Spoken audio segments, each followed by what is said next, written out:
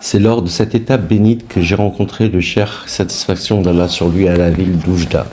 Le cheikh se préparait en fait à partir à Fès. Je l'ai accompagné et il a fait ma connaissance. Mais 2 ans avant cette rencontre, j'ai vu un rêve qui montre que je vais l'accompagner et apprendre de lui. C'est ainsi qu'après 2 ou 3 jours, il m'a interpellé et m'a rapporté mon rêve en entier et en détail alors que je l'avais déjà oublié. Il m'a dit « Ne crains-tu pas, Allah ? Tu m'as fait venir jusqu'ici, rien que pour te rencontrer. Loue alors Allah pour ceci. » J'ai loué et remercié Dieu et j'ai su qu'Allah m'a accordé une immense faveur et que notre maître est la personne qui va se charger de mes affaires et de moi-même. Voilà ce que le cheikh m'a annoncé lui-même, satisfaction d'Allah sur lui. Il m'a informé sur son destin, sur sa levée de voile et sur son affermissement. Une fois à Fès, le cheikh y passa un certain temps dans le but de rendre visite à Moulay Idriss. Il m'a appris la voie Khalwatiya ainsi que des sciences et des secrets. Il s'est ensuite retourné à Tlemcen et m'a informé qu'il quittera cette ville pour une autre destination car il ne se sentait pas à l'aise dans cette région. En le saluant avant de partir, il m'a dit « Respecte le pacte et l'amour jusqu'à l'arrivée du Fat ». L'ouverture spirituelle. S'il plaît à Dieu, le Très-Haut. Une fois à Tlemcen, il y est resté un moment, puis il l'a quitté pour aller au Sahara en 1196 Hégire. Il s'est installé au village du Grand Paul, Sidi Abi Soubhoun. Puis il l'a quitté pour aller au pays Touat, dans le but d'une visite Ziyara. Il a rencontré là-bas certains élus et a appris d'eux quelques spécificités. À leur tour, ils ont appris de lui différentes sciences et divers secrets relatifs à la voie soufie. Il s'est ensuite retourné à Bissamroun pour s'y installer définitivement. C'est là qu'il a eu son ouverture spirituelle. Le prophète, prière et salut d'Allah sur lui, l'a autorisé à éduquer et à former les gens. Le cheikh avait toujours fui et évité cette responsabilité. Il s'occupait uniquement de sa propre éducation. Il n'a jamais prétendu être habilité à être un éducateur spirituel jusqu'à ce qu'il ait obtenu cette permission du prophète, prière et salut d'Allah sur lui, en état d'éveil et non pas en rêve. Il a été ainsi autorisé à éduquer les créatures en général et sans aucune restriction. Le prophète lui a désigné le wird qu'il devait enseigner à ses disciples en 1196 Hégire. Il lui a désigné, prière et salut d'Allah sur lui, l'imploration du pardon et la prière sur le prophète, prière et salut d'Allah sur lui. C'était le contenu du wird à cette époque, jusqu'en 1200 Hégire, date à laquelle le wird a été complété par le mot de dévouement, pas de divinité à part Allah. C'est en ce moment que le cheikh a commencé à faire paraître sa tariqa, voie soufie, aux gens pour les faire bénéficier de ses bienfaits. Cela a eu lieu après l'information apportée par le prophète, prière et salut d'Allah sur lui, qui concerne sa station élevée et sa grande valeur et position auprès d'Allah. Il l'a informé aussi sur le mérite de ce wird, sur son importance, ainsi que sur ce qu'Allah a réservé à ceux qu'il aime parmi ses compagnons et les adhérents dans son parti. Ce point sera traité d'une manière détaillée et claire dans un autre chapitre. Le prophète, prière et salut d'Allah sur lui, a ensuite autorisé le cheikh dans la voie hamadienne et dans la conduite prophétique. C'est par son intermédiaire que le cheikh a eu l'ouverture spirituelle. Puis, il l'a informé qu'il est son éducateur et son tuteur, et que rien ne peut lui arriver d'Allah sauf par son intermédiaire, prière et salut d'Allah sur lui. Il lui a dit, prière et salut d'Allah sur lui, aucun cheikh soufi ne peut prétendre qu'il t'a fait une certaine faveur. Je suis en effet ton intermédiaire et ton pourvoyeur authentique. Abandonne donc tout ce que tu as pris comme voie soufie. Il lui a dit également, engage-toi dans cette voie-ci, sans retraite spirituelle ni solitude, jusqu'à ce que tu atteignes ta station promise, tout en restant dans ton état, sans stress, ni gêne, ni excès d'assiduité. Abandonne aussi tous les élus. À partir de ce dire du prophète, prière et salut d'Allah sur lui, le cheikh a abandonné toutes les voies soufis, ainsi que la sollicitation de tous les élus.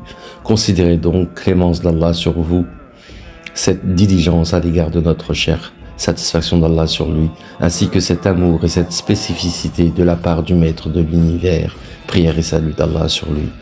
Cela montre que le cheikh, satisfaction d'Allah sur lui, dispose d'un rang sublime chez Allah le Très-Haut. D'ailleurs, le maître de l'univers, prière et salut d'Allah sur lui, avait informé notre cheikh de ceci à plusieurs reprises. En effet, celui qui arrive à l'ouverture spirituelle par l'intermédiaire du prophète, prière et salut d'Allah sur lui, sa station est toujours plus élevée, plus glorieuse et plus éminente que celle des autres élus. Ceci est bien connu chez les soufis.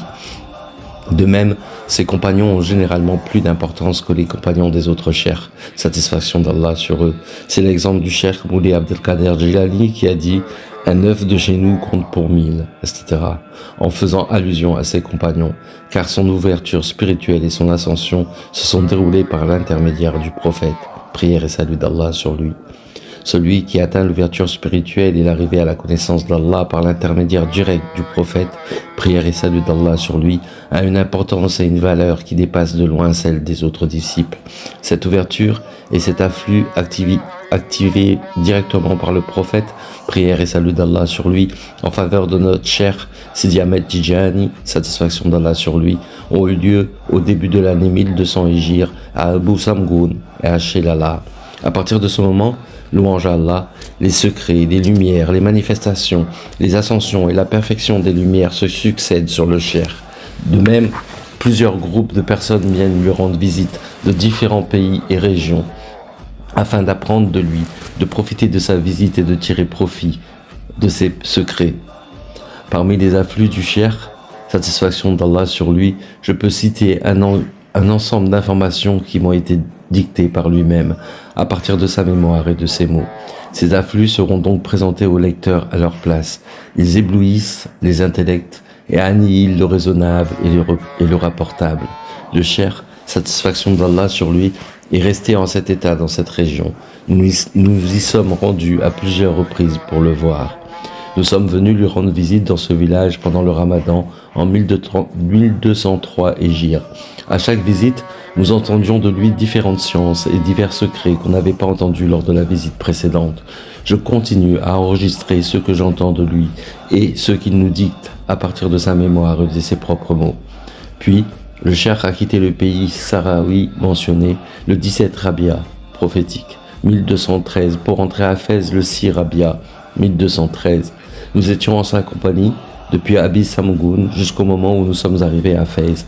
Le long du voyage, nous avons évoqué différents sujets très intéressants sur les états du cheikh, satisfaction d'Allah sur lui. L'intérêt que nous avons tiré de ces discussions est inestimable et personne n'en avait la moindre idée. Nous avons assisté durant le voyage à différentes scènes miraculeuses qui seront évoquées dans le chapitre réservé aux prodiges du cheikh. Le cheikh étant en parfait état, englobant les connaissances divines auxquelles il a été préparé, les contrées terrestres ont resplendi par son arrivée généreuse. La bénédiction a couvert le pays marocain dans sa longueur et sa largeur. Mais ce rayonnement et cette joie sont dissimulés et voilés, sauf pour les élus dignitaires de la spécificité. Si le voile se décelait et si le destin du cheikh était dévoilé, chaque être humain aurait chanté à l'occasion de son arrivée au Maroc, ainsi que chacun de ses sens, s'il disposait d'une langue, ce qui suit. Ô maître, vous êtes revenu, les nuits réservées à votre contact se sont transformées en fête grâce à votre proximité. Le délice de l'intimité est réapparu. Dès votre apparition, votre arrivée a éloigné la souffrance endurée. Je vois pour cette raison la séduction comme étant une guidance bien admirée. Aujourd'hui, par votre présence, le temps a été généreux avec moi. La vertueuse conciliation est si humble après votre retour. Toutefois, j'espère que votre beauté ne manquera plus à mon œil. Puisque vous êtes sa lumière sublime et la seule, je souhaite finir le restant de mes jours joyeux et comblés de bonheur. Après 2 mois à Fès, le cheikh, satisfaction d'Allah sur lui, nous a ordonné d'assembler ce livre à la suite d'un ordre du prophète, prière et salut d'Allah sur lui. Cette fois, l'ordre est formel. En effet, le cheikh, satisfaction d'Allah sur lui, nous avait déjà ordonné de faire cet assemblage, mais il nous avait demandé après de tout déchirer pour une certaine raison liée à l'époque. Là, il s'agit bien d'une largesse divine, de la part du vrai, du grand, du sublime, sous forme d'un ordre du maître des hommes, prière et salut d'Allah sur lui. L'ordre doit être exécuté et le livre doit être assemblé. Le maître de l'univers, prière et salut d'Allah sur lui, après avoir demandé au cheikh d'assembler le livre, il lui a dit « Conserve-le afin d'en faire profiter les élus qui vont venir plus tard. » Le cheikh, satisfaction d'Allah sur lui, nous a demandé donc d'écrire le livre, de l'assembler et de conserver ce qui risque d'être perdu. Nous avons senti beaucoup de joie à l'occasion de cette bonne nouvelle. D'ailleurs, avant de déchirer le premier assemblage, le livre était pour nous la meilleure épargne des temps et des époques. Mais après l'avoir déchiré, nous étions en pleine tristesse et chagrin. Maintenant, le cheikh nous a offert la parfaite joie et réjouissance. Nous commençons donc à rédiger le livre et à collecter l'information pour le préparer. Nous invoquons Allah qu'il nous guide à le terminer. Par la grâce du prophète qui est pour nous une pleine lune, qu'Allah lui confère la meilleure prière et le glorieux salut. Clôturons ce chapitre en évoquant différentes prédications apparues au jeune âge du cheikh, satisfaction d'Allah sur lui. Ces annonces montrent l'éminence de son affaire et la sublimité de son importance et de son honorabilité. Personnellement, lorsque je vois un rêve, il se concrétise même après un certain temps, comme l'a expliqué le cheikh, satisfaction d'Allah sur lui. Le rêve d'une personne sincère signifie en effet ce qui lui arrivera dans la plupart des cas.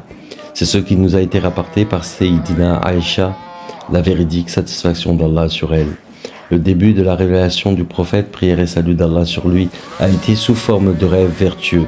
Chaque fois qu'il voit un rêve, celui-ci se concrétise bien dès la levée du jour. Rapportons certains rêves du cheikh, satisfaction d'Allah sur lui. Le cheikh, satisfaction d'Allah sur lui, a dit « Lorsque j'étais jeune, avant ma puberté, j'ai vu comme si le trône a été préparé à mon honneur. Je m'y suis alors assis. J'avais aussi un grand nombre de soldats que j'affectais pour mes affaires personnelles. C'est comme si j'étais un roi. » Ce rêve, il l'a vu à Ain Madi. Il a dit aussi « J'ai vu un rêve qui illustre tout mon état. J'ai vu le prophète, prière et salut d'Allah sur lui, monter sur un cheval. Je me suis alors dit, tout en me dirigeant vers lui, si je le salue alors qu'il est assis sur le cheval, je ne vais atteindre mon objectif qu'avec difficulté. Mais si je le salue sans qu'il monte, mon but sera facilement atteint sans aucun problème. Une fois près de lui, prière et salut d'Allah sur lui, il est descendu du cheval et je l'ai salué. C'est exactement ce que j'ai souhaité lors de mon sommeil. Lorsque je l'ai salué, il est rentré dans un jardin qui appartient à un homme d'Ain Madi. Puis il a commencé à faire la prière. Je me suis donc concentré pour définir mon intention avant de prier avec lui. Quand je voulais commencer, je l'ai trouvé déjà à la prosternation de la première raka, prière et salut d'Allah sur lui. J'ai donc commencé la seconde raka derrière lui. Je l'ai complété jusqu'à ce qu'il l'a terminé. J'ai alors interprété ce rêve tout en étant encore endormi comme suit. La moitié de mon âge sera partie en vain. La seconde moitié sera réservée à la concrétisation de mon souhait. Les choses se sont déroulées ainsi. Louange à Dieu qui détient le rappel des aubaines. Le cheikh a dit aussi, je me suis vu en rêve sous la forme d'un ange. Les gens me présentaient leur allégeance. Un grand nombre de gens étaient avec moi. Ils m'ont dressé le siège de la souveraineté sur une terrasse élevée. Je portais des habits de roi. Lorsque la prière de Zour est arrivée, j'ai voulu demander à quelqu'un de faire l'imam pour diriger la prière, comme à mon accoutumée, mais je me suis rendu compte que c'est le successeur qui devait le faire. J'ai alors pris la place de devant et j'ai présidé la prière des gens jusqu'à sa fin. Lorsqu'il a raconté ce rêve à un de ses bien-aimés, il lui a dit « Sans doute Allah, le glorieux, le Très-Haut, veut faire de moi un Paul, alors que je sollicite autre chose. » En effet, durant cette époque, le cheikh, satisfaction d'Allah sur lui, invoquait Dieu pour lui accorder le poste spirituel d'un des ouvreurs des trésors, vu le haut rang dont ils sont qualifiés. Mais par la suite, il a détourné sa détermination pour aspirer à être plutôt le Paul, et ce, après ce qu'il a vu comme spécificité chez le Paul, spécificité que personne parmi les élus les plus éminents ne peut espérer quoi qu'il arrive. Le cheikh a en effet obtenu ce rang, louange à Dieu. Il a dit aussi, j'ai vu Sidi Boumediene Raout en rêve dans un rassemblement en train de dire, celui qui nous donne quelque chose aura ce qu'il demande. Je lui ai dit alors, je vous donne 4 mitkal, une ancienne monnaie, et garantissez-moi le rang spirituel de Paul suprême. Il m'a répondu, oui, je vous le garantis, vous ne mourrez pas avant de l'acquérir. Il y a eu un événement qui soutient ce rêve. En effet, le cheikh, satisfaction d'Allah sur lui, a rencontré un homme qui communique avec les esprits en état d'éveil. Il l'informe sur ce qu'il veut. Le cheikh lui a dit « Je pense à quelque chose. Peux-tu me dire de quoi s'agit-il sans aucune indication ?» Lorsque les esprits se sont présentés à lui, il leur a demandé de lui déceler la pensée du cheikh. Ils ont répondu qu'ils pensent au rang spirituel de Paul. Un homme a été avec eux, il a dit « Qui vous a autorisé à parler de ce sujet ?» Ils ont dit « C'est son ami qui nous a posé la question. » Il leur a dit « Je lui ai déjà garanti, au moment où il était encore à Tlemcen, avant de prendre sa route vers l'Orient, qu'il va être Paul. Il ne mourra pas avant d'obtenir ce rang spirituel de Paul qui ne concerne personne, ni vous, ni d'autres. » Cet homme mentionné est bien Sidi Boumedienne, satisfaction d'Allah sur lui. L'homme interrogé n'a jamais vu le cheikh avant, sauf au moment de la question posée. Il ne sait rien du rêve. Voilà pourquoi ce rêve paraît authentique et crédible. Ce n'est pas de l'illusion. Le cheikh, satisfaction d'Allah sur lui, a rapporté différents rêves qui montrent son élection, sa gnose et sa position de pôle. Ces rêves sont tous crédibles, comme le lever du jour. Chaque fois qu'il voit un rêve et le rapporte, il se concrétise comme un lever du jour. J'ai déjà cité certains de ces rêves et je citerai le reste, s'il plaît à Dieu. Le cheikh, satisfaction d'Allah sur lui, a dit « J'ai vu le prophète, prière et salut d'Allah sur lui en rêve en Tunisie. Il m'a dit « Invoque Allah pour qu'il t'accorde la connaissance ou ton objectif. Et moi je dirai « Amin » à la suite de ton invocation. » J'ai alors fait mon invocation et le prophète a dit « Amin » prière et salut d'Allah sur lui. Puis il a lu la sourate Ad-Doha. Lorsqu'il est arrivé au verset coranique suivant, ton Seigneur t'accordera certes ses faveurs, et alors tu seras satisfait. Il a fixé son noble regard vers moi, puis il a terminé la sourate, prière et salut d'Allah sur lui. Parmi les rêves du cheikh, satisfaction d'Allah sur lui, on peut citer également, il a dit, j'ai vu le prophète, prière et salut d'Allah sur lui en rêve, et je l'ai interrogé sur le hadith lié à Jésus, salut d'Allah sur lui. Je lui ai dit, 2 versions authentiques ont été rapportées d'après toi. Dans l'une, tu as dit, Jésus restera 40 ans après sa descente. Dans l'autre, tu as dit, il restera 7 ans. Quelle est alors la vraie version? Le prophète, prière et salut d'Allah sur lui, a répondu que la version de 7 ans est la vraie version. Il nous a rapporté aussi satisfaction d'Allah sur lui. J'ai vu le prophète en rêve et je l'ai interrogé sur la zakat, ramassée par les gouverneurs et les injustes parmi les musulmans par force. Est-ce qu'elle est agréée? Le prophète, prière et salut d'Allah sur lui, a dit « Je vous ai demandé d'obéir à mes commandeurs, n'est-ce pas ?»